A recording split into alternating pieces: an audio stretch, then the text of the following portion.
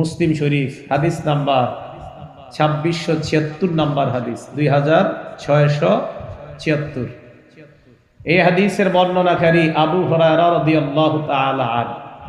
এই হাদিসে একটা শব্দ বলবো, এটা আপনারা আমার সাথে বলতে হবে, মনে রাখতে হবে।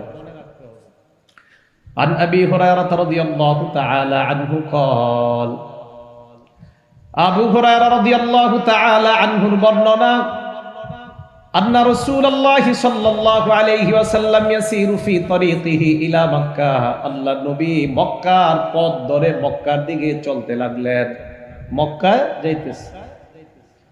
ফামাররা আলা জাবালিন ইউকালু লাহু জুমদান, নবী এক পাহাড়ের পাশ দিয়ে অতিক্রম করলেন, এই পাহাড়টার নাম হলো জুমদান। জুমদান। فقال رسول الله صلى الله عليه وسلم هذا جمدان, আল্লাহ নবী বললেন এই পাহাড়টা হলো জুমদান নামক পাহাড়। এই কথা বলার পর নবী যেটা বললেন এটা আপনারা মুখস্থ করবেন। নবী বললেন সাবাকাল মুফাররিদুন, সাবাকাল মুফাররিদুন, মুফাররিদুন গণ অগ্রগামী হয়ে গিয়েছে। বলেন মুফাররিদুন, বলেন তো কি বললাম? সাহাবারা বললেন ইয়া রাসূলুল্লাহ, মুফাররিদুন বুঝেন আপনারা? মানে সামনে আপনারা চুপ আছেন মানে বুঝেন, বুঝেন তো মাঝে মাঝে নীরবতা সম্মতির লক্ষণ হয়। মুফাররিদুন বুঝেন? সাহাবারা বুঝেন, এই তো আপনারা বুঝবেন কেমন? ভাবসাব এমন যে বুঝছেন সবাই। মুফাররিদুন বুঝেন তো চুপ ছিলেন কেন প্রথম? সাহাবারা প্রশ্ন করলেন মাল মুফাররিদুন ইয়া রাসূলুল্লাহ, হুজুর মুফাররিদুন কি জিনিস? আপনারা যেমন বুঝেন নাই সাহাবারাও বুঝে নাই মুফাররিদুন কি জিনিস। কথা আপনাদের ভাবসাব দেখে আমার মনে হয়েছে আপনারা বুঝছেন।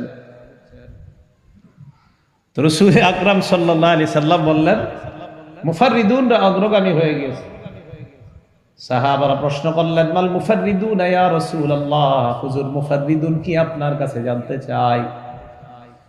নবীজি জবাব দিলেন আয-যাকিরুনাল্লাহ কাসীরান ওয়াজ-যাকিরাত, যারা বেশি বেশি আল্লাহর জিকির করে নারী পুরুষ তাদেরকে মুফাররিদুন বলা হয়।